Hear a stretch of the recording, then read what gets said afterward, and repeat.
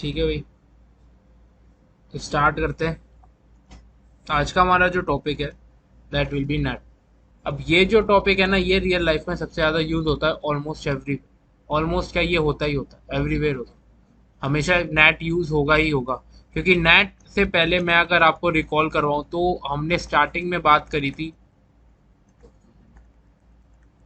Public IP and private IP addresses. Public IP addresses कौन से होते हैं और प्राइवेट आईपी एड्रेसेस कौन से होते हैं? जो यार आपके लैन के अंदर यूज होते हैं that are your private IP addresses. अब वो लैन कोई भी हो सकता है, ऑर्गेनाइजेशन का, आपके घर का, किसी नेटवर्क का, मतलब जो कोई भी आपका प्राइवेट लोकल एरिया नेटवर्क चल रहा है उसमें आप क्या यूज करोगे? Private IP. पब्लिक आईपी कहाँ पर यूज होते हैं? वैन में, या फिर आप कह सकते हो आईएसपी या फिर इंटरनेट। इंटरनेट पे जो आपके आईपी एड्रेसेस यूज होते हैं that is public IP addresses. Use होने का मतलब क्या है कि मतलब यार इंटरनेट पर जो भी आपका डेटा जाएगा या जो भी डेटा ट्रैवल करेगा वो किस कौन सी आईपी की हेल्प से करेगा? पब्लिक आईपी एड्रेसेस की हेल्प से हमेशा। अगर आप प्राइवेट आईपी एड्रेसेस का डेटा अपने इंटरनेट पर भेज दोगे तो इंटरनेट पे उस डेटा के लिए कोई जगह नहीं है। इंटरनेट पे राउटर्स उस डेटा को एंटरटेन नहीं करेंगे, वो वहीं पे ड्रॉप कर देंगे। ठीक है। प्राइवेट आईपी एड्रेसेस कौन असाइन करता है? एडमिन। पब्लिक आईपी एड्रेसेस आपको आईना से परचेज करने पड़ते हैं या फिर खरीदने पड़ते हैं ऑन पे पर यूज बेसिस। जितना यूज करना है, जो बैंडविड्थ आपको चाहिए, जिससे हाई जितनी स्पीड का लिंक चाहिए आप उतनी स्पीड का लिंक परचेज कर सकते हो। ठीक है। ये देखो, ये बात करी थी हमने स्टार्टिंग में, public IP and private IP. private IPs are used in LAN assigned by admin, free to use and they are locally unique. Public IP addresses वैन में यूज होते हैं, आईएसपी देता है, पेड होते हैं और ग्लोबली यूनिक। ग्लोबली यूनिक का मतलब है पूरे इंटरनेट पर, ओवर द इंटरनेट जितने भी आपके आईपी एड्रेसेस होंगे, पब्लिक आईपी एड्रेसेस, सबका पब्लिक आईपी एड्रेस क्या होगा? यूनिक। ठीक है। प्राइवेट आईपी रेंज क्लास ए के लिए 10.0.0, 10.255.255.255। क्लास बी के लिए, ठीक है, तो public IP private IP revise हो गए।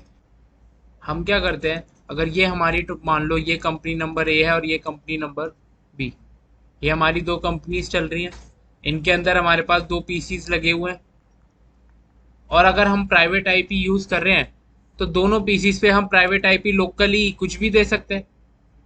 मान लो एक एडमिन ने, इधर वाले कंपनी ए के एडमिन ने आईपी दे दी 10.1 और कंपनी बी के एडमिन ने भी आईपी क्या दे दी? 10.1।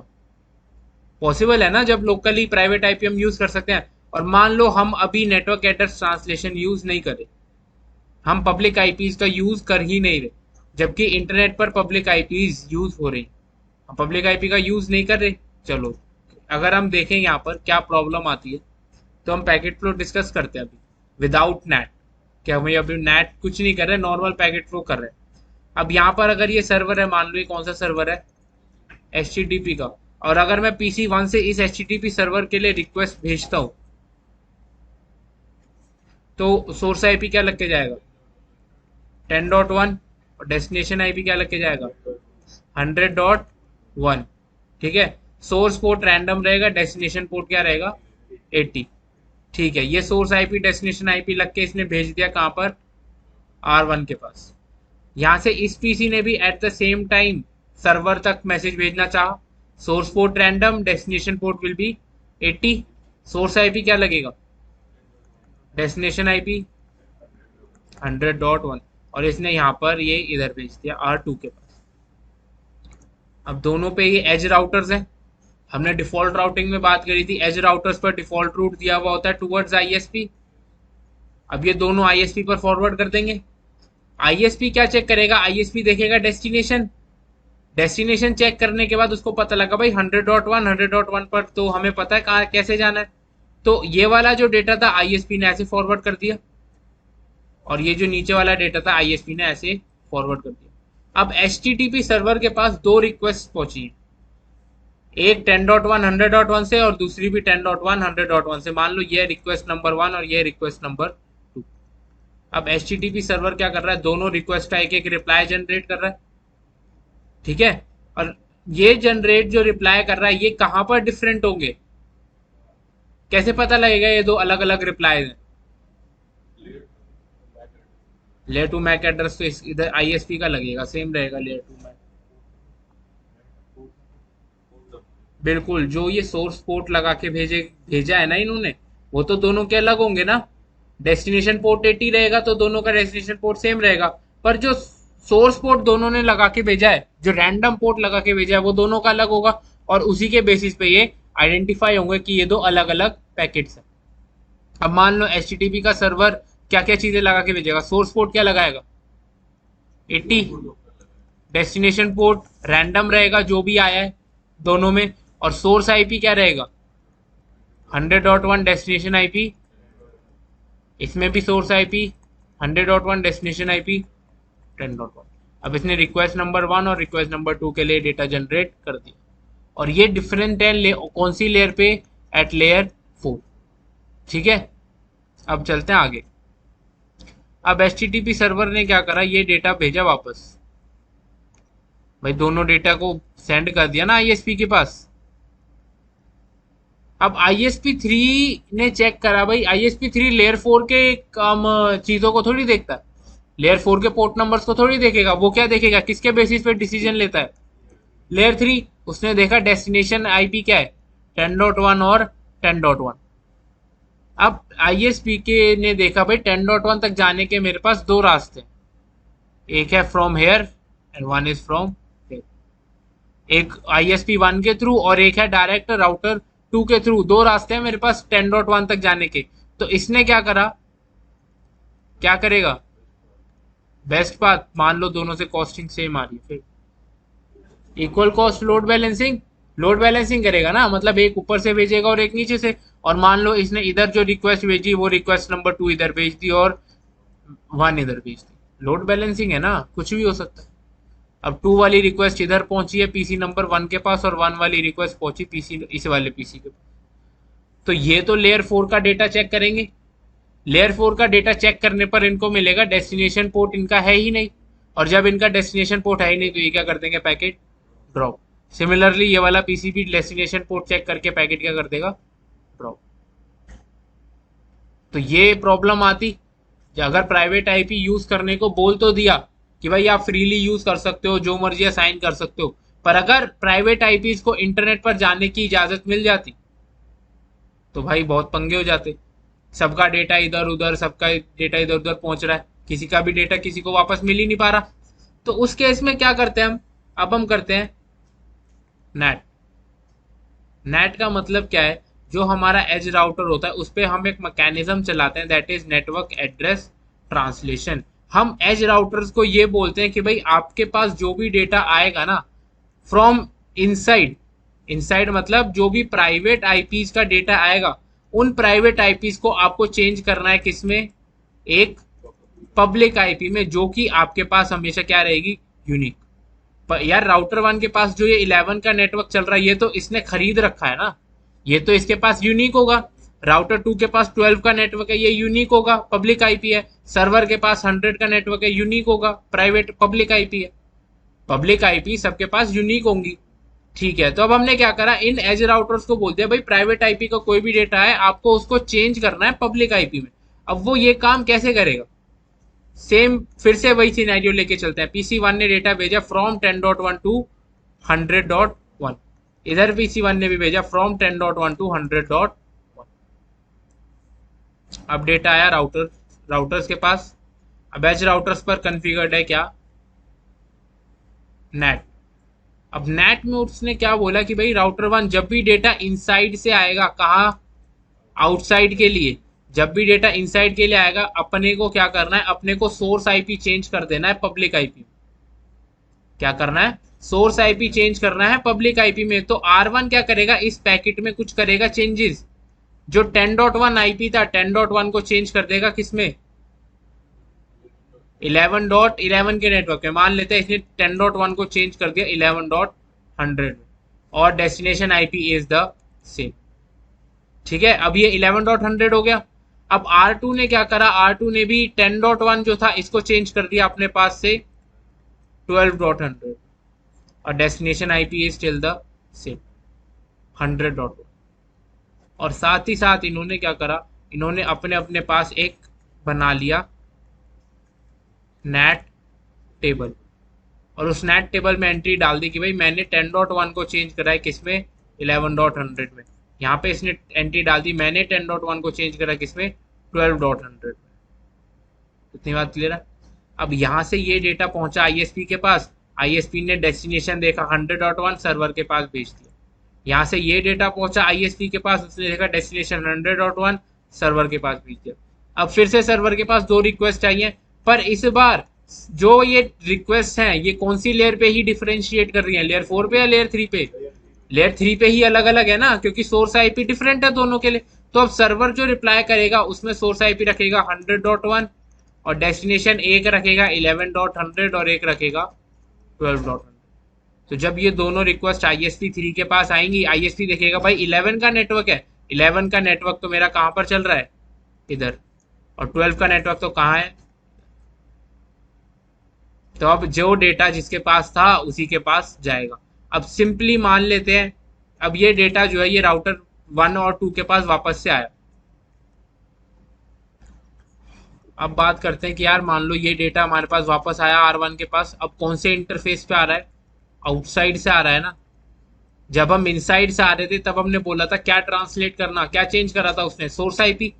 अब जब आउटसाइड से आ रहा है, आउटसाइड से आ रहा है 100.1 विद डेस्टिनेशन 11.100, तो अब ये क्या चेंज करेगा, डेस्टिनेशन आईपी।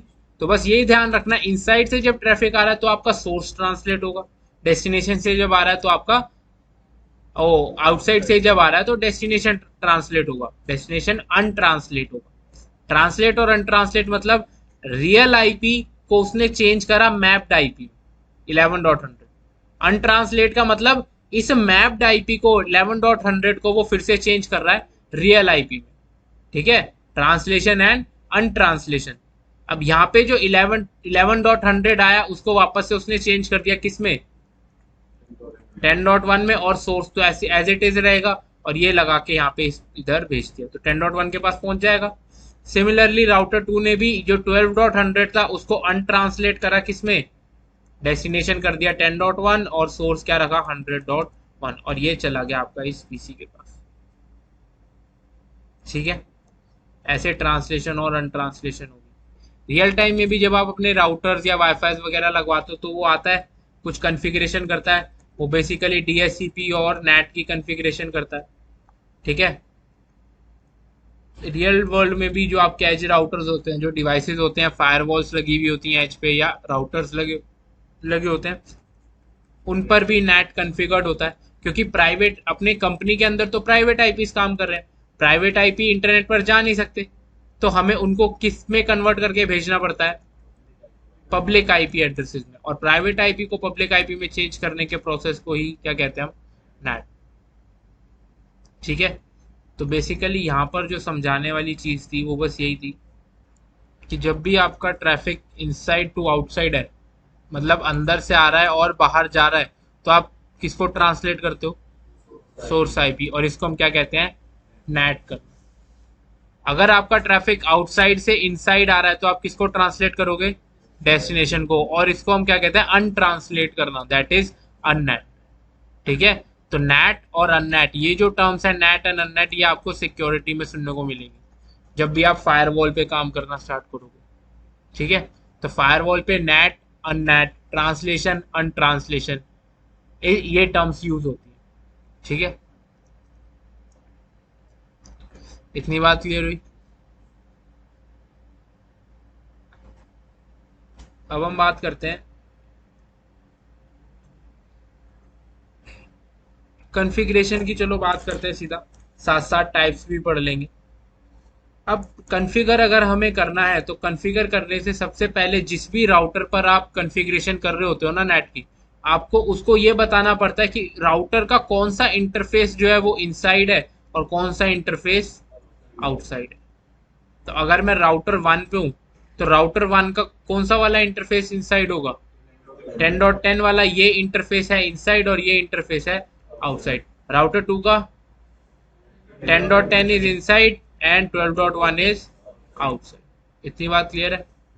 ठीक है, तो सबसे पहला पॉइंट आपका यही आ जाता है, before configuring NAT on any router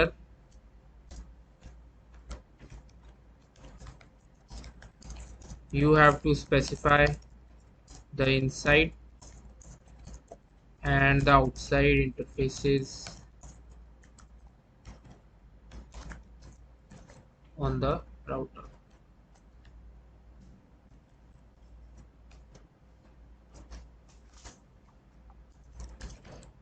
let's suppose interface F0/0 जो है वो कौन सा है, इनसाइड है, तो उसके लिए हम क्या कमांड रखेंगे, IPNAT इनसाइड। और अगर इंटरफेस F0/0 जो है वो F1/0 जो है वो हमारा आउटसाइड है, तो उसके लिए कमांड क्या हो जाएगी, IPNAT आउटसाइड। ठीक है, कॉन्फ़िगर करके देखते हैं, स्टार्ट करते हैं राउटर्स को।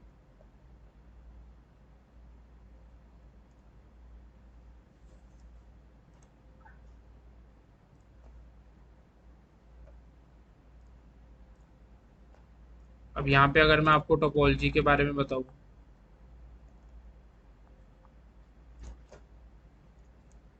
तो ये मान के चलो ये हमारे पास दो साइट्स हैं। साइट्स मतलब हम एक तरीके से कंपनीज मान के चलो, ये कंपनी ये है और ये कंपनी बी है। यहाँ पर एक नेटवर्क चल रहा है 192.168.1.1 और यहाँ पर जो यूज़र है उसका आईपी है 1.10। कंपनी बी है, उसका भी यूज़र कौन है, उसका भी आईपी है 1.1 और यूज़र का आईपी है 1.10। पॉसिबल है सेम? ठीक है, तो अब हम क्या करेंगे, हम इन एज राउटर्स पर क्या कॉन्फ़िगर करेंगे, NAT। ये आपका आईएसपी है और आईएसपी पर सिर्फ इंटरनेट पर क्या चल रहे हैं, हमारे पब्लिक नेटवर्क 11 और 12 के। कोई राउटिंग नहीं करी भी मैंने, बस क्या करा हुआ है, default route. Default route user 1 से इधर दिया हुआ है, इधर से डिफॉल्ट रूट आईएसपी की तरफ। डिफॉल्ट रूट तो हम देते ही हैं, सारे यूजर्स को बोलते हैं कि डिफॉल्ट रूट आपका एज राउटर की तरफ है और एज राउटर पर डिफॉल्ट रूट कॉन्फ़िगर करते हैं आईएसपी की तरफ। बस यही कॉन्फ़िगर होगा, चेक कर लेते हैं एक बार। दिख रहा है भाई पीछे?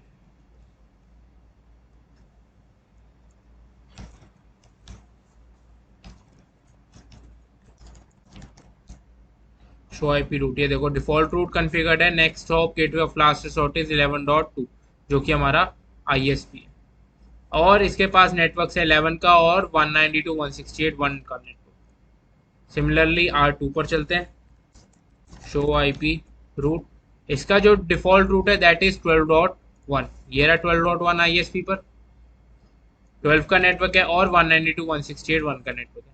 दोनों पर आईपी देखो 1.1 चल रही है F1/0 पे, इस पे भी 1.1 चल रही है F1/0 पे, दोनों पे सेम आईपी चल रही है, बस पब्लिक आईपी डिफरेंट है, एक पे 12 है और दूसरे पे 11। ठीक है, प्राइवेट आईपी दोनों पे चल रही है सेम। अब हमें क्या करना है, सबसे पहले चेक कर लेता हूँ पुरानी कोई कॉन्फ़िगरेशन तो नहीं है।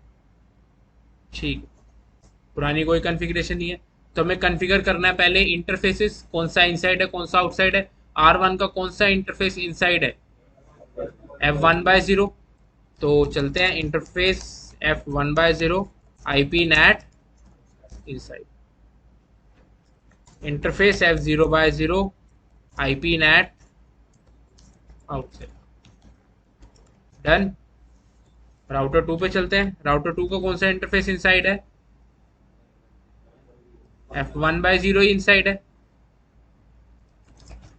Interface F1/0 IPNAT inside, interface F0/0 IPNAT outside।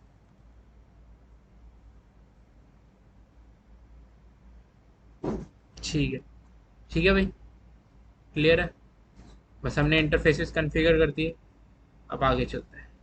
ठीक है भाई, तो हमने इंटरफेसेस तो कॉन्फ़िगर कर दिए, अब हम बात करते हैं टाइप्स ऑफ नेट की। सबसे पहले हम बात करेंगे स्टैटिक नेट। स्टैटिक नेट में क्या करते हो आप, 1-to-1 binding of IP addresses. 1-to-1 binding का सिंपल सा मतलब ये है कि अगर एक पब्लिक आईपी आ रहा है मान लो 10.1, उसके लिए हम उसको बाइंड करेंगे एक सिंगल पब्लिक आईपी से मान लो 11.100। अब अगर आपका आईपी आएगा 10.2 तो उसके लिए एक अलग पब्लिक आईपी होगा 101 या 102। ठीक है, अगर 10.3 आ रहा है तो उसके लिए 11.102। सिमिलरली ऐसे ही चलता रहेगा। मतलब एक पब्लिक आईपी से एक पब्लिक आईपी से बाइंडेड होगा एक प्राइवेट आईपी। ये स्टैटिक नेट होता है। कहां पर यूज करते हैं हम इसको बेसिकली यूज करते हैं सर्वर्स के नेटवर्क पे। सर्वर्स का नेटवर्क का क्या मतलब है और बाई डायरेक्शनल कनेक्टिविटी।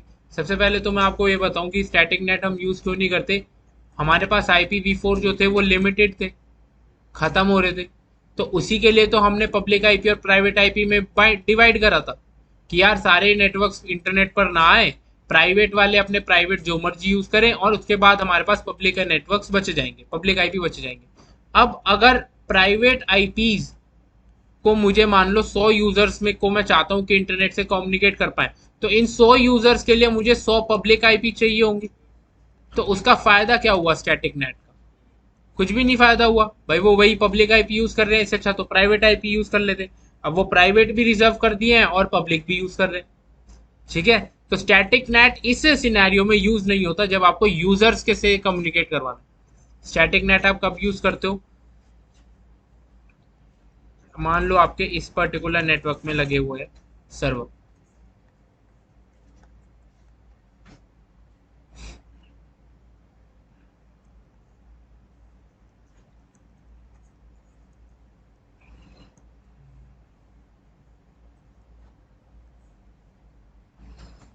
मान लो यहाँ पर आपका एक पीसी है। इन सर्वर्स का जो आईपी है वो है आपका 10.100 और ये आपका 10.101। मान लेते हैं प्राइवेट आईपी है दोनों। ठीक है, अब इन सर्वर्स के साथ हमने मैच क्या करा हुआ है, जो मेरा सर्वर 1 और सर्वर 2 है, कि भाई 10.100 वाले को मुझे कन्वर्ट करना स्टैटिक आईपी में। स्टैटिक आईपी पे कन्वर्ट करने का मतलब क्या है, आपके नेट टेबल में परमानेंट एंट्री रहेगी।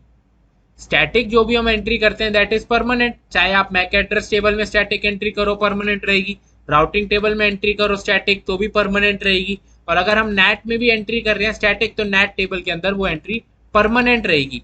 जैसे कि मान लो मैंने यहाँ पे क्या बोला कि भाई 10.100 को कन्वर्ट करना है तुम्हें मान लो 11.100 में, public I private IP to public IP bind हो गया, और 10.101 को कन्वर्ट कर रहा है 11.101 में।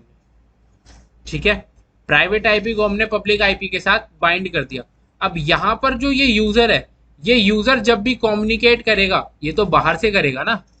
सर्वर्स के नेटवर्क में जो भी कम्युनिकेशन होगा वो आउटसाइड से होगा। कभी भी सर्वर इनसाइड से ट्रैफिक जनरेट थोड़ी करेंगे। सर्वर तो कभी ट्रैफिक जनरेट करते ही नहीं, सर्वर हमेशा पैसिव यूजर होता है। पैसिव यूजर कौन होता है? जो जो वेट कर रहा होता है कि सामने से कोई कनेक्शन इनिशिएट करेगा। ठीक है, तो सर्वर्स हमारे पैसिव स्टेट में होते हैं, वो हमेशा वेट करते हैं सामने से कोई डेटा आएगा। अब डेटा तो हमेशा आउटसाइड इंटरफेस पे आएगा। अब मान लो जो डेटा आएगा वो ये सर्वर तक रीच करेगा कैसे? मान लो सोर्स आईपी ये रख रहा है अपना 192.168.1.1, ये तो हमारा प्राइवेट आईपी हो गया। तो प्राइवेट आईपी हो गया ना। मान लो यहाँ पर भी एक राउटर लगा हुआ है जो नेट कर रहा है इसी को। ठीक है, 1.1 को ये चेंज कर रहा है इस 1.1 को 12.1 में। तो इसके पास जो डेटा आएगा वो कैसे आएगा? 12.1 और डेस्टिनेशन 11.100 पहुंचा इस राउटर के पास। अब जब राउटर के पास पहुंचा इसने चेक करा भाई डेस्टिनेशन क्या है, 11.100 कौन से इंटरफेस पर रिसीव हुआ है? आउटसाइड वाले इंटरफेस पे। तो आउटसाइड में क्या चेक करना है मुझे? अनट्रांसलेट करना है। अनट्रांसलेट किसको करूंगा? डेस्टिनेशन को या सोर्स को? डेस्टिनेशन को। आउटसाइड पे डेस्टिनेशन अनट्रांसलेट होगा। तो डेस्टिनेशन 11.100 है, 11.100 का रियल आईपी क्या है? 10.100। तो इसने 10.100 चेंज करा इसको 12.1 टू 10.100 और यहाँ पे नीचे भेज दिया। और यहाँ से रिप्लाई आएगा। जब यहाँ से रिप्लाई आएगा तो रिप्लाई कैसे आएगा? 10.100 टू 12.1 राउटर के पास आया, राउटर ने देखा कौन से इंटरफेस पर रिसीव हो रहा है, इनसाइड पे, तो मुझे क्या ट्रांसलेट करना है, सोर्स। सोर्स को 10.100 से फिर से किस में चेंज कर देगा वो, 11.100, और डेस्टिनेशन इज द सेम, पहुंच गया इस राउटर के पास। सेम सिनेरियो ये राउटर भी करेगा, आउटसाइड पे रिसीव हुआ है तो डेस्टिनेशन चेंज करना है, डेस्टिनेशन चेंज कर देगा 1.1 में और आगे भेज देगा। ठीक है, ये होता है आपका स्टैटिक नेट के अंदर। स्टैटिक नेट के अंदर क्या होगा, स्टैटिक नेट के अंदर नेट टेबल में हमेशा एंट्री रहेगी ही रहेगी। आपका आपका जो डेटा है वो चाहे बाहर से आए या फिर अंदर से आए, हमेशा ट्रांसलेट और अनट्रांसलेट होगा स्टैटिक नेट के अंदर। This is your bidirectional connectivity. Bidirectional connectivity मतलब चाहे ट्रैफिक मेरा बाहर से आ रहा है या फिर अंदर से आ रहा है, ट्रांसलेट होके कनेक्टिविटी स्टैब्लिश होगी। ये होता है किस केस में, आपका स्टैटिक नेट के अंदर। ये देखो, 1-to-1 binding of IP addresses. ठीक है, static entries are always available in the NAT table, ये भी बात कर चुके हम। बाई डायरेक्शनल कनेक्टिविटी होती है, और ये कहाँ यूज होता है, सर्वर्स वाले नेटवर्क, क्योंकि सर्वर्स को ही तो हमें बाई डायरेक्शनल कनेक्टिविटी चाहिए। अब अगर मान लो मेरे पास यूजर्स हैं,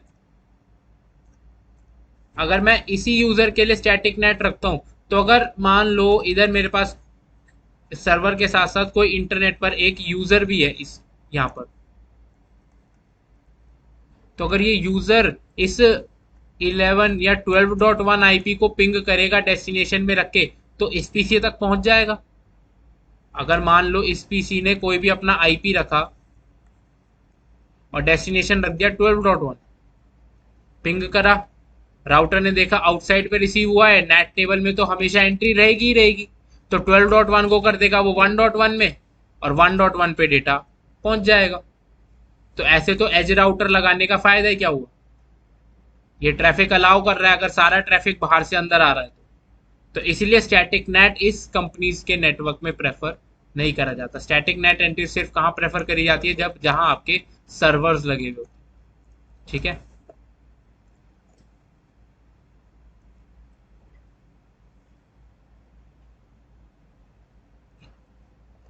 ठीक है, तो स्टैटिक नेट करके देखते हैं। अब यहाँ पे R1 और R2 दोनों पे हम स्टैटिक नेट परफॉर्म करते हैं। हमें क्या करना है, मैं इस वाले 1.10 को, ये वाला जो 1.10 है, इसको बाइंड करूंगा 11.100 में, और इसको बाइंड करूंगा 12.100। ठीक है, R2 पर चलते हैं। R1 enable quantity IP net. मुझे नेट कहां पर करना है, इनसाइड पर। इनसाइड पर क्या नेट होना चाहिए, सोर्स। कैसी नेट है, स्टैटिक। मुझे नेट करना है इनसाइड इंटरफेस पर, किसको नेट करना है, सोर्स को। कैसे नेट करना है, स्टैटिकली। क्या आईपी है, 192.168.1.1 को किस में नेट करना है, 11.1.1.100। हो गया, डू शो आईपी नेट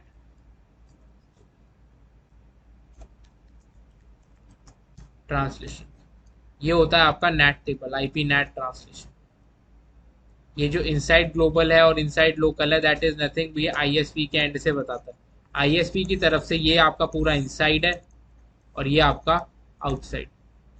ये जो पार्ट है ये आपका है इनसाइड ग्लोबल, और ये आपका इनसाइड लोकल। ये आपका आउटसाइड ग्लोबल और ये आपका आउट लोकल। अब मैच कर लो, यही चीजें है ना। इनसाइड ग्लोबल का आईपी क्या रखेगा वो, 11.100, यही होगा ग्लोबल में आईपी। इनसाइड लोकल आईपी क्या है आपका, 1.1। आउटसाइड लोकल और आउटसाइड ग्लोबल अभी नहीं पता। ठीक है, डन। R2 पर आते हैं। Exit IP net inside. Inside में ट्रांसलेट करना सोर्स को, स्टैटिकली 192.168.1.1 को चेंज करना है 12.100। Do show IP net translation 12.100 1.1। ठीक है, चलो अब यूजर से पिंग करके देख लेते हैं। पिंग करने के साथ साथ मैं यूजर 2 पे क्या कर देता हूँ, debugging, debug IP ICMP packets.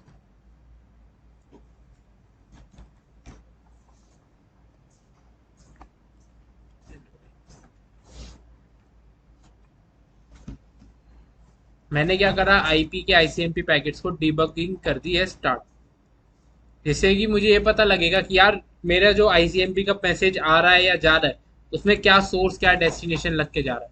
ठीक है, तो अब हम यूजर 1 से पिंग करते हैं। मैं किसको, कौन से नेटवर्क, कौन से आईपी को पिंग करूंगा ये बताओ मुझे। यूजर 2 के आईपी को 1.10 को। चलो ठीक है, करके देखते हैं। 192.168.1.10 पिंग हो गया, पर यूजर 2 के पास तो कोई भी मैसेज नहीं आया आईसीएमपी का।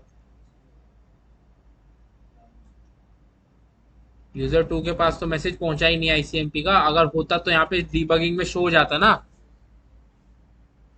चलो मैं आपको, अगर वहम हो रहा है तो मैं बता देता हूँ। मैं अगर यहाँ से पिंग करता हूँ 192.168.1.10 को R2 से, R2 से पिंग करा मैंने, पिंग हो गया, आ गए रिप्लाई, मैसेज आ रहे हैं ना। मतलब आईसीएमपी के जो भी मैसेज आ रहा है वो यहाँ पे सोर्स लगा रहा है 1.10, डेस्टिनेशन लगा रहा है 1.1। मतलब आईसीएमपी के मैसेजेस डीबग में शो हो रहे हैं। पर आपने जब यूजर 1 से 1.10 को पिंग करा तो कोई मैसेज नहीं आया R2 पे। आउटसाइड पे सब कुछ कॉन्फ़िगर्ड है।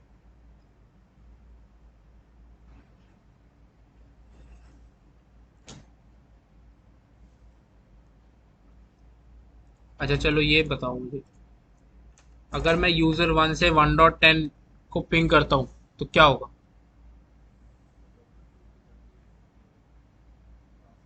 राउटर, क्या मुझे ये बताओ, राउटर 1 तक पहुंचेगा ट्रैफिक। डिफॉल्ट रूट कॉन्फ़िगर्ड है राउटर 1 की तरफ, पहुंचेगा,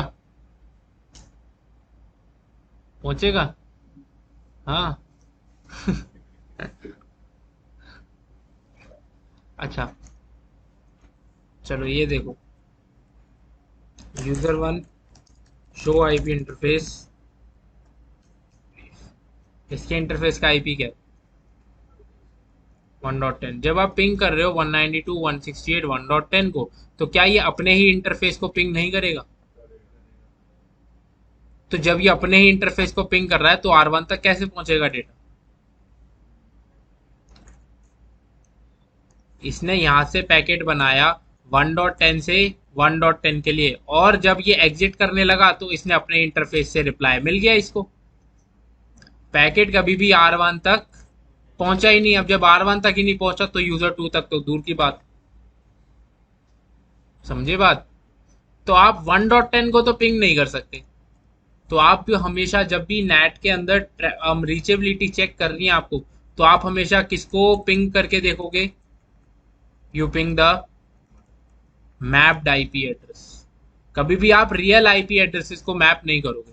यार अगर मान लो मैं गूगल के सर्वर को पिंग करके देखता हूँ तो क्या मुझे गूगल के सर्वर की प्राइवेट आईपी पता लगती है कभी भी। पब्लिक आईपी पता लगेगी ना। पब्लिक आईपी पता लगने के पीछे रीजन क्या है, मतलब वो सर्वर पब्लिक में कहीं इंटरनेट से डायरेक्टली कनेक्टेड है। भाई फायरवॉल से प्रोटेक्टेड होगा ना वो सर्वर। तो तुम हमें जो आईपी मिलती है वो हमेशा पब्लिक नेटवर्क फायरवॉल की मिलेगी। फायरवॉल के पीछे जो गूगल वो सर्वर्स लगे हुए होंगे वो तो प्राइवेट आईपी पे ही काम कर रहे होंगे। हमें कभी भी वो प्राइवेट आईपी पता होती है। तो हमें, अगर मैं इस साइट के अंदर यूजर हूं तो मुझे दूसरे कंपनी के प्राइवेट लैंड में क्या नेटवर्क चल रहा है ये पता होगा। मुझे हमेशा उसका क्या पता होगा, सिर्फ पब्लिक आईपी। तो मुझे सिर्फ पब्लिक आईपी पता है ना, तो मैं पिंग किसको करूंगा, पब्लिक आईपी को। पब्लिक आईपी क्या मैप करी हुई हमने, 12 डॉट।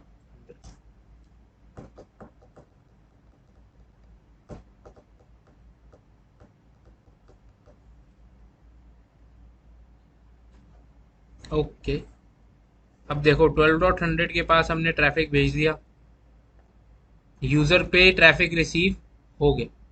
सोर्स वो लगा रहा है 1.1, डेस्टिनेशन लगा रहा है 192। वेट अ सेकेंड, डेस्टिनेशन 1.10 क्यों लगा रहा है?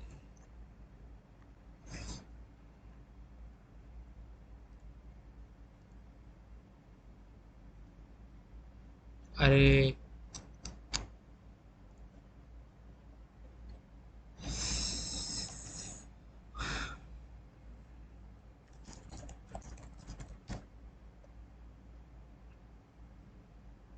R1 पे इंटरफेस का आईपी क्या है?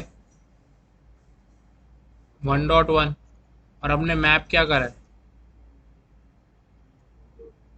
1.1 को हमने चेंज करा है। क्या राउटर 1 पे ट्रैफिक 1.1 से आएगा या फिर यूजर से आएगा? तो यूजर का आईपी क्या है? 1.10 है ना। तो हमने 1.1 मैप क्यों कराया हुआ है?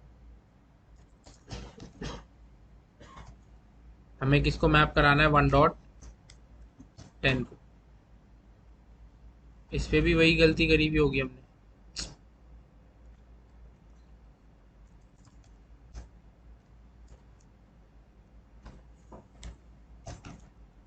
अब करके देखते हैं। हो गया भाई पिंग 12.100 से पिंग सक्सेसफुल हो गया। अब यहाँ पे देखो, ये जो मैसेजेस आए हैं, इसके पास इसने जो रिप्लाई भेजा है, एको रिप्लाई भेजा, जिसमें सोर्स क्या लगा के भेजा है इसने? 1.10। और डेस्टिनेशन क्या लगाया? 11.100। क्या इसने प्राइवेट आईपी लगाया? इसने सिर्फ क्या लगाया, क्योंकि इसके पास पहुंचा ही होगा पब्लिक आईपी। पब्लिक आईपी पहुंचने का के पीछे क्या मतलब है? यहां से जो मैसेज गया होगा वो गया होगा 1.10 से लेकर 12.100 तक। राउटर 1 के पास पहुंचा, राउटर 1 ने कर दिया उसको ट्रांसलेट। ट्रांसलेट करते ही अगला मैसेज क्या बनेगा? 1.10 को ट्रांसलेट कर दिया किसमें? 11.100 में। तो आईएसपी पे जो ट्रैफिक जा रहा है वो जा रहा है 11.100 से 12.100। आईएसपी पर गया, आईएसपी ने देखा भाई 12.100, हाँ 12 का नेटवर्क तो मेरा डायरेक्टली कनेक्टेड है, उसने इधर भेज दिया। अब राउटर 2 पे आउटसाइड इंटरफेस पे रिसीव हुआ है कौन सा ट्रैफिक? 11.100, destination is 12.100। इसने अपनी नेट टेबल चेक करी और इसको पता लगा 12.100 तो मेरा बाइंडेड आईपी है, तो मुझे इसको अनट्रांसलेट करना है। और ये नीचे क्या बना के भेज दिया इसने? 11.100 सोर्स और डेस्टिनेशन है 1.10। पहुंच गया यूजर के पास। अब यूजर इसका अगर रिप्लाई करेगा तो रिप्लाई में क्या भेजेगा? 1.10 और डेस्टिनेशन इज 11.100, क्योंकि इसके पास तो सोर्स 11.100 से आया ना। इसको कभी भी ये नहीं पता लगेगा कि 11.100 के पीछे एक प्राइवेट आईपी भी है, क्योंकि इसके पास तो 11.100 से आएगा ट्रैफिक। इसने रिप्लाई भेजा, यहां से इसने फिर से सोर्स को क्या कर दिया? चेंज। 1.10 को क्या कर दिया फिर से इसने? 12.100 और 11.100 एज इट इज। पहुंचा, R1 ने फिर से 11.100 को क्या कर दिया? चेंज 1.10 में, और डेस्टिनेशन इज 12.100। आ गया रिप्लाई। ठीक है, इतनी बात क्लियर हुई।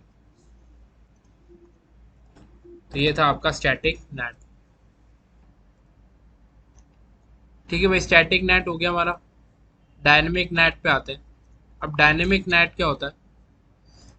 डायनेमिक नेट के अंदर we can map a pool of public IP addresses to multiple private IP addresses. अब स्टैटिक नेट के अंदर मेन प्रॉब्लम क्या थी कि हम एक प्राइवेट आईपी को बाइंड कर रहे थे एक पब्लिक आईपी में, 1-to-1 मैपिंग थी।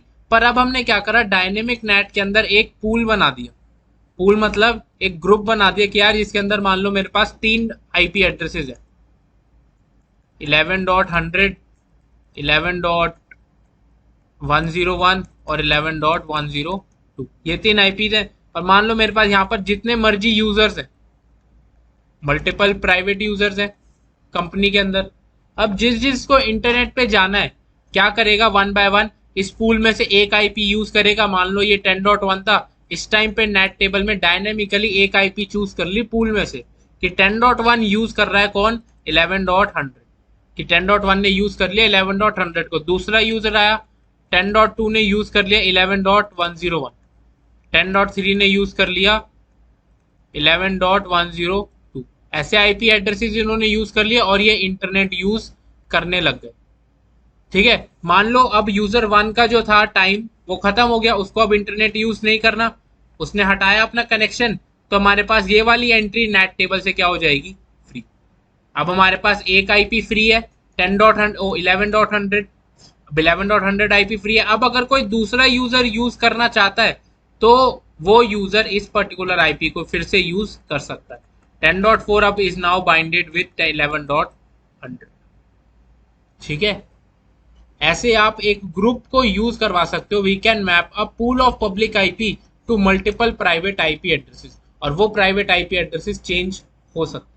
जैसे ही पूल में से यूज हुआ आईपी, यूज होने के बाद काम खत्म हुआ, पूल के अंदर वापस आ गया, फिर उसको कोई और आईपी यूज कर सकता है। बट इसका कॉन्सिक्वेंस ये क्या है कि हमारे पास लिमिटेड नंबर है पूल में आईपी। अब यहाँ पर 3 ही है, यूजर्स मान लो 10 हैं, तो एक टाइम पर कितने मैक्सिमम यूजर्स एक्सेस कर सकते हैं, 3, क्योंकि हमारे पास 3 ही अवेलेबल आईपी है। 3 से ज्यादा अगर करेंगे तो पूल के अंदर आईपी है नहीं, तो वो इंटरनेट को एक्सेस नहीं कर पाएंगे। बस यही कॉन्सिक्वेंस था। यूनिडायरेक्शनल कनेक्टिविटी, यूनिडायरेक्शनल कनेक्टिविटी का क्या मतलब है कि अगर ये तो ट्रैफिक इनसाइड से इनिशिएट हो रहा है तब तो ठीक है, पर अगर आउटसाइड से इनिशिएट हो रहा है तो कनेक्टिविटी नहीं बन पाएगी।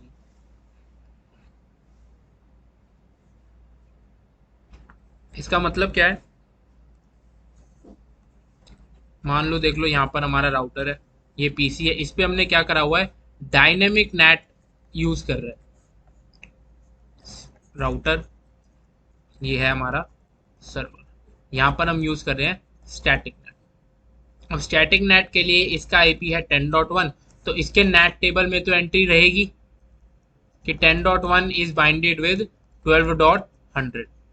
ठीक है, यहाँ पर डायनेमिक नेट है, डायनेमिक नेट में हमने बाइंड करा हुआ है, पूल दिया हुआ है मान लो 11.100 से लेकर 11.110 तक का।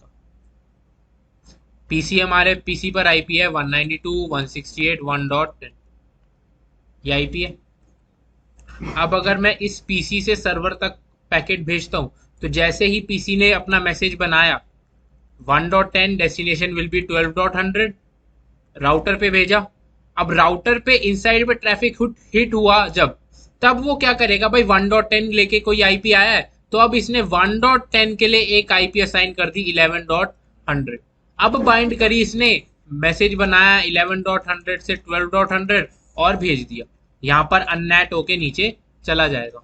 बट अगर on the other hand case हुआ कि यार अपने को इस पीसी ने अंदर से इनसाइड से कोई ट्रैफिक इनिशिएट नहीं करा, अब मेरा ट्रैफिक इनिशिएट कहां से हो रहा है, मान लेते हैं यहां पर एक पीसी लगा हुआ है और ये ट्रैफिक इनिशिएट कर रहा है, ये अपना सोर्स लगाएगा, मान लेते हैं 12.100 ही है, 12.100 और डेस्टिनेशन क्या लगाएगा 11.100, क्योंकि इसके पास ट्रैफिक आया था 11.100 से, ये हटा दो, सर्वर ही कर रहा है।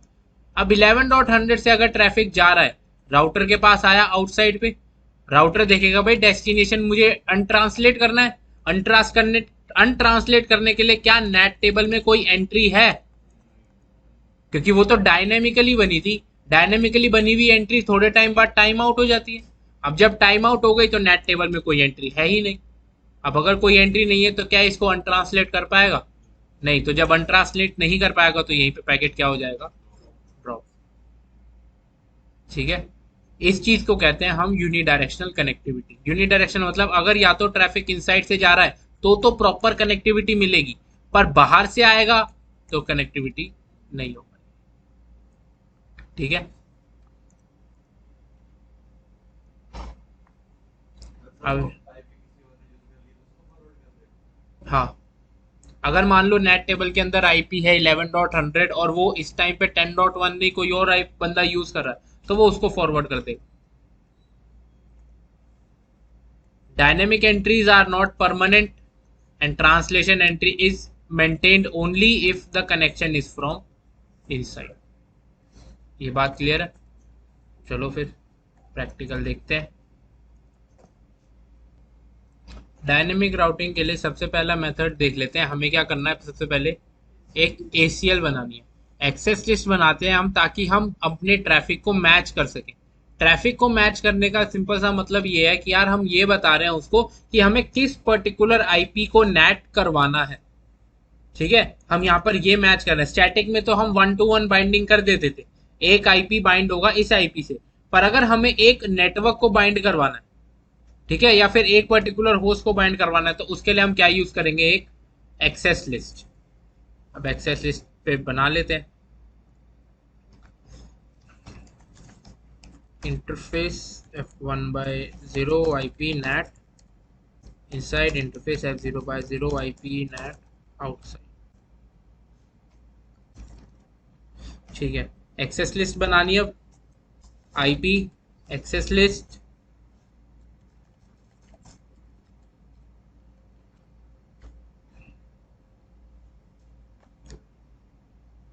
स्टैंडर्ड भी बना सकते हैं, स्टैंडर्ड NAT ACL। इसके बाद हमने परमिट कर दिया किसको, जो भी हमें ट्रैफिक मैच करवाना है, हमें होस्ट मैच करवाना है, परमिट कर दिया हमने होस्ट 192.168.1.1।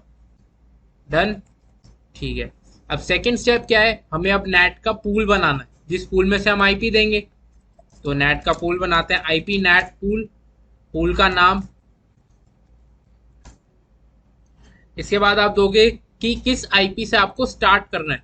स्टार्ट करना है मुझे 11.100 से, और एंड करना है कहां पर, 11.105। ठीक है, ओके। इसके बाद प्रीफिक्स लेंथ दे देते हैं। प्रीफिक्स लेंथ मतलब आपकी slash value, slash value is 24। या फिर अगर आप नेट मास्क देना चाहते थे तो आप सब नेट मास्क भी बता सकते थे इससे। ठीक है, नेट पूल बना दिया। अब डायनेमिक एंट्री क्रिएट कर देते हैं, simple, IP net inside source. अब यहाँ पर स्टैटिक लिखते थे हम अगर स्टैटिक एंट्री बना रहे होते थे। अगर हम डायनेमिक बना रहे हैं तो यहाँ पर हम क्या स्पेसिफाई करेंगे, लिस्ट। लिस्ट हमारी क्या है, एक्सेस लिस्ट। लिस्ट, लिस्ट का नाम क्या है, नेट ACL। इसके बाद क्या देंगे हम, पूल। पूल, पूल का नाम क्या है, नेट पूल। डन, हो गई entry. Do show IP access, do show IP net translation. क्या नेट ट्रांसलेशन में कोई एंट्री है, नहीं है ना, खाली है। ठीक है, R2 पर चलते हैं। R2 पर तो हम स्टैटिक बाइंडिंग ही कर देते हैं, आईपी नेट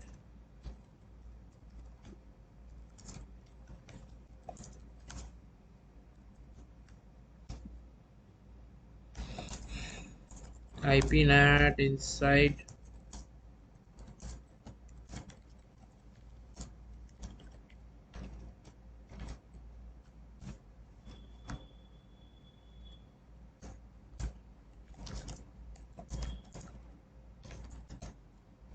ठीक है, यहां पर एंट्री है पर यहां पर कोई भी एंट्री नहीं है। तो अब क्या करते हैं, यूजर 1 से पिंग करवा देते हैं, पिंग 12.1.1.100।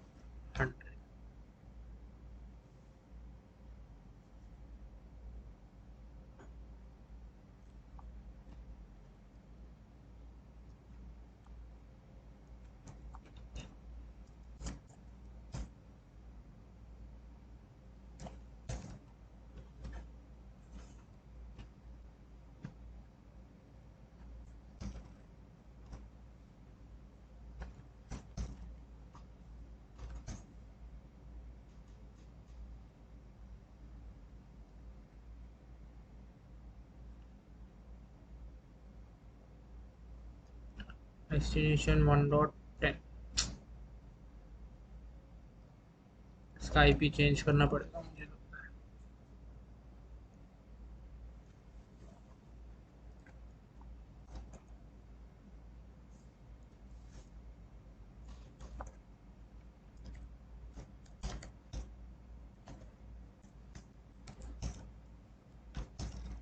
हम 1.1 को ही परमिट कर दिया था हमने, तो वो नेट हो ही नहीं रहा। हो गया पिंग। अब अगर मैं यहाँ पर नेट चेक करूँ, do show IP net translations, तो 11.100 पर उसने चेंज करा किसको, 192.168.1.10। यहाँ पर आपको प्रोटोकॉल भी दिखा रहा है, कौन सी प्रोटोकॉल का ट्रैफिक था, आईसी। ठीक है, अगर टीसीपी आएगा या यूडीपी आएगा तो यहाँ पे टीसीपी, यूडीपी, ओएसपीएफ ऐसे दिखा रहा हो। ठीक है, 192, 168, 1.10 को उसने चेंज करा 11.10 में। अब यहाँ पे देखो आपको आउटसाइड लोकल और आउटसाइड ग्लोबल भी दिख रहा है। आउटसाइड लोकल और आउटसाइड ग्लोबल में सेम पब्लिक आईपी है, क्योंकि हमें प्राइवेट आईपी तो कभी पता लगेगी ही नहीं। ठीक है, ये हो गया आपका डायनेमिक। अब थोड़े टाइम बाद ये एंट्री ऑटोमेटिकली हट जाएगी, उसका हम वेट नहीं करेंगे। Do clear IP net translation. हाँ, डिपेंड करता है यार। स्टार। ठीक है भाई, हट गई। अब अगर मैं फिर से पिंग करवाता हूँ तो फिर से एंट्री बन गई। यहाँ पे आपने कुछ नोटिस करा, नंबर 6, नंबर 7। अब इसको आईपी क्या मिली है? 1.10 था, पहले आईपी थी 11 डॉट, अब क्या मिली आईपी? 11.101। ठीक है, अब ये नेक्स्ट पूल में से एक एक करके आईपी देता जा रहा। सी बात क्लियर हुई? ठीक। ठीक है भाई, अब आते हैं हम अपने नेट के लास्ट टाइप पे, that is PAT. PAT is port address translation. अब डायनेमिक नेट में भी तो प्रॉब्लम थी।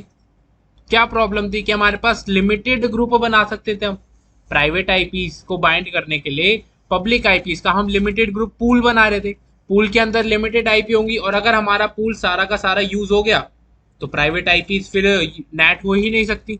अगर हमारे पूल के अंदर कोई भी आईपी नहीं है तो उस केस के लिए हमारे पास एक आया PAT, that is port address translation. अब आप जो ट्रांसलेशन कर रहे हो that will be done on the basis of layer 4 port addresses. अब आप लेयर 4 के पोर्ट एड्रेसेस, यानी कि जो लेयर 3 के ऊपर काम कर रहे हैं लेयर 4 पे पोर्ट नंबर्स, उनके बेसिस पर आप ट्रांसलेशन करवाओगे। अब उनके बेसिस पर ट्रांसलेशन करवाने का क्या मतलब है? सबसे पहला जो इसका एडवांटेज है दैट इज कि आपकी प्राइवेट आईपी जो चेंज होती है पब्लिक आईपी में, पब्लिक आईपी हमेशा किसकी रहेगी? आपके इंटरफेस की आईपी, और इंटरफेस की आईपी हमेशा क्या रहेगी? सेम। मतलब अगर मैं टोपोलॉजी पे आऊं अपनी, इस टोपोलॉजी की अगर बात करूं, मान लो यहाँ पर और भी यूजर्स हैं, एक है 1.11, एक है 1.12। अगर 1.11 वाला यूजर डेटा भेज रहा है तो भी वो चेंज होगा कौन सी आईपी में? 11.1। मतलब सोर्स लग के जाएगा आपका 11.1, डेस्टिनेशन जो भी लगा है। अगर 1.10 से डेटा आ रहा है तो उसके लिए भी सोर्स लग के जाएगा 11.1, डेटा जो मर्जी हो। 1.12 उसके लिए भी सोर्स लग के जाएगा 11.1, डेटा जो डेस्टिनेशन जो मर्जी हो। ठीक है, मतलब सारे इनसाइड यूजर, सारे प्राइवेट आईपी जब आपके चेंज हो रहे हैं नेट या ट्रांसलेट हो रहे हैं कौन सी आईपी में? आपके इंटरफेस वाली आईपी में। सबसे पहला एडवांटेज तो ये हो गया कि यार जब हमें किसी एक्स्ट्रा पब्लिक आईपी को यूज करने की जरूरत नहीं है, हमें एक ही पब्लिक आईपी थी, वही हमने इंटरफेस पे दे दी और उसी से हम नेट करवा रहे हैं। तो अब आइडेंटिफाई कैसे करेंगे कि यार कौन से बंदे का डेटा कौन सा है? पर बिल्कुल, अब यहाँ पे अगर मैं नेट टेबल की बात करूं तो नेट टेबल में क्या होगा कि 1.11 ट्रांसलेटेड है 11.1 में, 1.10 ट्रांसलेटेड है 11.1 में, और 1.12 भी ट्रांसलेटेड है 11.1 में। जब यहाँ से रिप्लाई आएगा डेस्टिनेशन लग के 11.1, और जब अनट्रांसलेट करने की बारी आएगी तब नेट टेबल में कैसे पता लगेगा कि क्या कि कौन सी आईपी में अननेट करना है? क्योंकि डेस्टिनेशन तो सबके लिए 11.1 ही आएगा। तो अब यहाँ पर क्या यूज होता है? यहाँ पे यूज होंगे port numbers, source port and destination port both. कि भाई 1.11 आया, सोर्स आईपी है, सोर्स आईपी के साथ बाइंड होगा एक सोर्स पोर्ट। भाई सोर्स पोर्ट क्या लग के आ रहा है? मान लो रैंडम है, 1130 सोर्स पोर्ट लग के आया, उसको हमने चेंज करा 11.1 आईपी में, जिसका सोर्स पोर्ट क्या लगाया? 1130। अब 1.10 का जो सोर्स पोर्ट होगा वो कोई और होगा, 1.12 का सोर्स पोर्ट कुछ और होगा। तो जब रिप्लाई आएगा तो अब राउटर जो है वो लेयर 4 के पोर्ट नंबर्स चेक करेगा और उन पोर्ट नंबर्स के बेसिस पे अननेट करेगा। अब मान लो यहाँ पर जो 11.1 आ रहा है, इसके लेयर 4 पर जो डेस्टिनेशन पोर्ट है वो लग के आ रहा है 1130। तो अब राउटर जो है वो चेक करेगा नेट टेबल में पोर्ट नंबर 1130 किसके साथ बाइंडेड है? तो जिसके साथ बाइंडेड होगा 1.11 तो 1.11 में लगा के डेटा भेज दिया। ठीक है,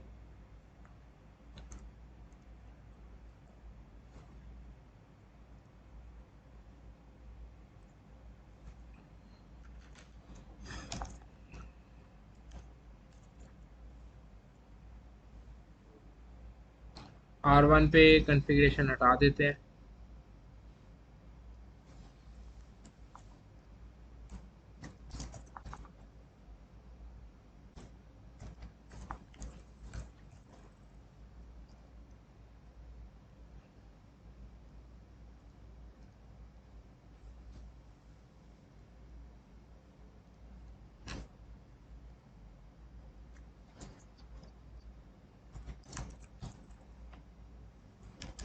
do show IP access list, access list हमारी बनी हुई है, हम इसी एक्सेस लिस्ट को यूज कर लेंगे।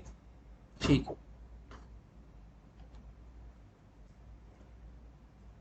ओके। अब हम सीधा बनाते हैं IP net inside source list. List कौन सी यूज करनी है हमें? VPN ACL. और इसके बाद दो ऑप्शंस थे हमारे पास, या तो हम पूल बता सकते थे अगर हम डायनेमिक नेट यूज कर रहे हैं, या फिर हम क्या बता सकते हैं? इंटरफेस। इंटरफेस कौन सा इंटरफेस? F0/0। और इसके बाद एक कमांड चलती है आपकी ओवरलोड। इस ओवरलोड से ही आप पैट बताते हो कि भाई पैट होना चाहिए, या फिर लेयर 4 के बेसिस पे ट्रांसलेशन होना चाहिए।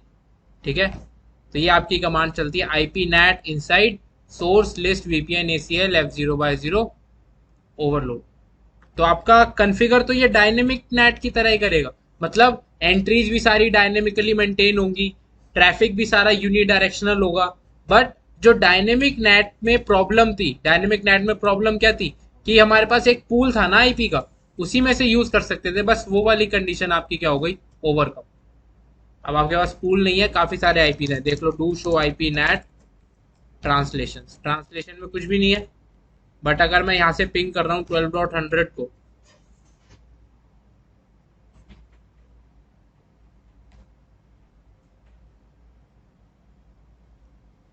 तो क्या हुआ?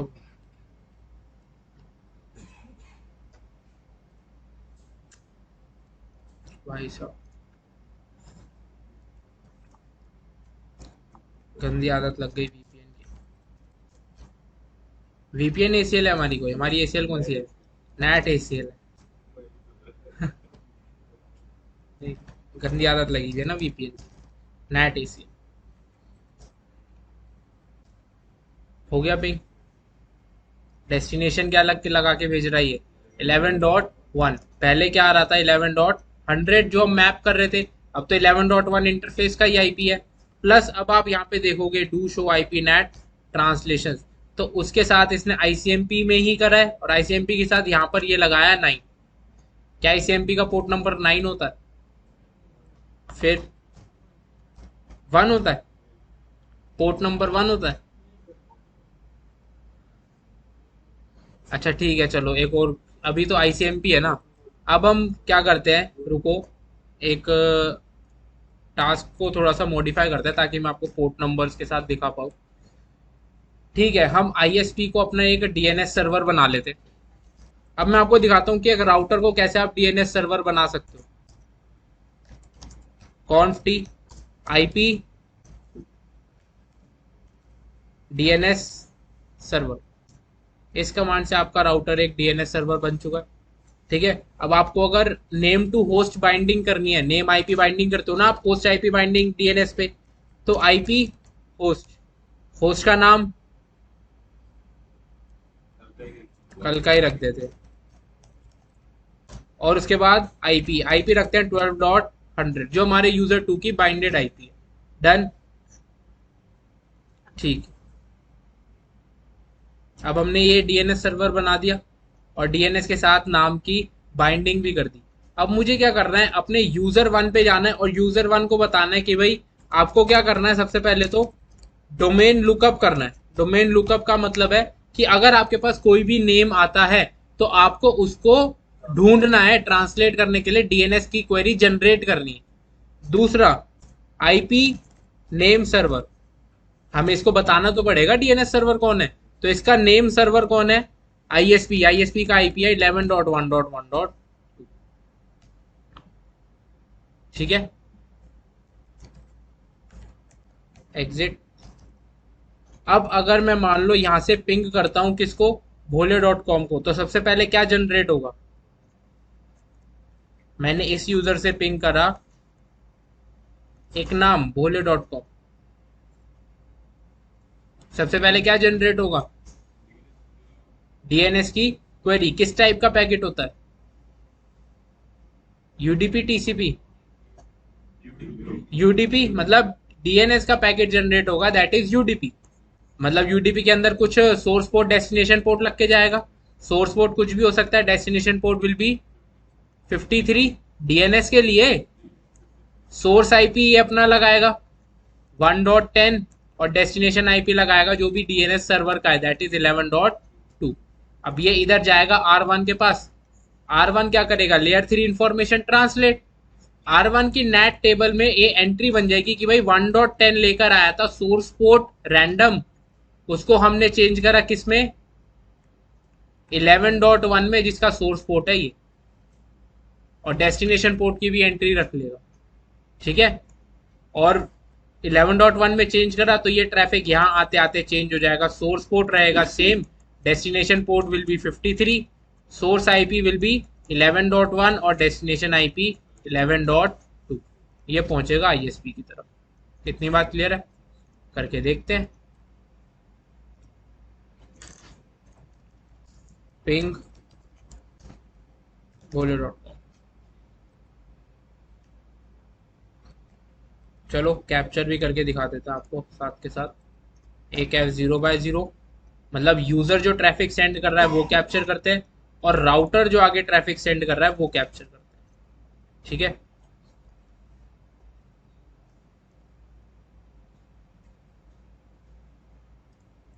राउटर वाला रखते हैं इधर. राइट साइड पे आपका राउटर है और लेफ्ट साइड पे आपका PC.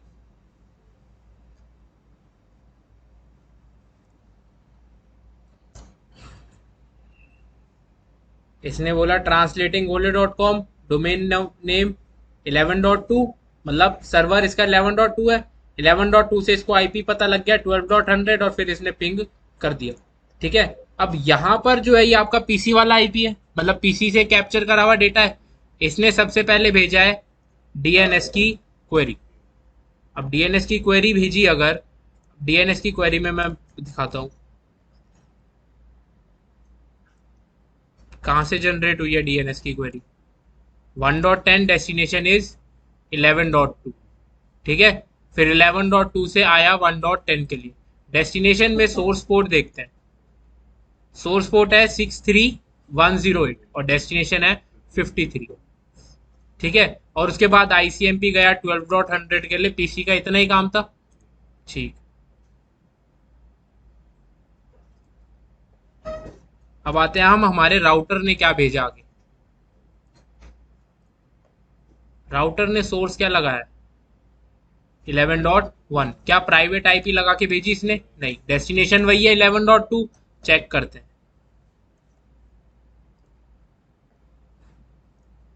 Source port 63108, destination port is 53, वो सारी चीजें सेम है. ठीक है, 11.2 से रिप्लाई आया 11.1 के लिए, इसने डेस्टिनेशन पोर्ट रखा 63108 और सोर्स पोर्ट है 53. और उसके बाद जो डेटा जा रहा है हमारा आईसीएमपी का डेटा भी इसने चेंज करा 11.1 से 12.100. आईसीएमपी के अंदर तो कोई सोर्स पोर्ट है ही नहीं. अब जब सोर्स पोर्ट नहीं है तो यहाँ पे आपको दिख रहा है एक सीक्वेंस नंबर और रिस्पॉन्स फ्रेम है 9. तो यहाँ पे जो आइडेंटिफायर यूज करता है या पता नहीं सीक्वेंस नंबर यूज करता है, वायर शार्क दिखा रहा है सीक्वेंस नंबर 0, 1, 2 और ये 4 हो गया.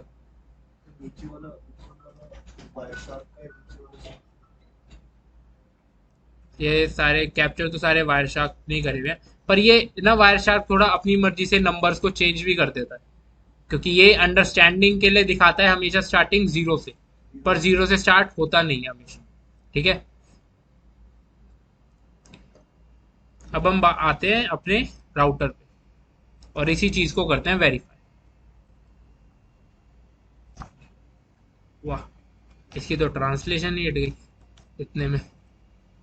दोबारा से पिंग करवाते हैं, अब चेक करते हैं। देखो, इसकी तो जरूरत नहीं है। अब यहाँ पे 1.10 को उसने ट्रांसलेट करा। आईसीएमपी मैसेज जो ट्रांसलेट हुआ है वो है, और एक यूडीपी का मैसेज ट्रांसलेट हुआ। यूडीपी का मैसेज 1.10 सोर्स पोर्ट क्या लग के गया इस बार, 54788। उसको हमने ट्रांसलेट करा है 11.1 विद सोर्स पोर्ट 54788। डेस्टिनेशन की वैल्यूज क्या थी, 11.2 destination port 53, 11.2 destination port is 53। और आईसीएमपी के पैकेट में तो पोर्ट नंबर्स होते ही नहीं। फिर ये यहाँ पे 11 वैल्यू क्या दिखा रहा है, आईसीएमपी के मैसेज के अंदर यहाँ पर आपको दिखेगा एक सीक्वेंस नंबर या आइडेंटिफिकेशन नंबर होता है। ये रहा आइडेंटिफायर, आइडेंटिफायर है ये नंबर 11, और ये हर पैकेट में आइडेंटिफायर क्या होगा, 11। Identifier is 11। तो ये इस आइडेंटिफायर फील्ड को कैप्चर करता है, जिससे कि आपका पता लग जाता है कि भाई ये कौन से पर्टिकुलर सेशन का आईसीएमपी का पैकेट। ठीक है, तो इस आइडेंटिफायर से आईसीएमपी के पैकेट्स डिफाइन होते हैं, वो सेपरेट करे जाते हैं। और बाकी टीसीपी यूडीपी पे तो आपके पोर्ट नंबर्स चली जाते हैं। ठीक है, यूडीपी भी हो गया, आईसीएमपी भी हो गया। सेम वे अगर आप टीसीपी यूज करते हो तो टीसीपी भी ऐसा ही काम करेगा। और ये नेट ट्रांसलेशन अब हट भी गई। ठीक है, Okay दोस्तों, thanks for watching. Don't forget to like the video, subscribe to my channel and press the bell icon. चलो मिलते हैं।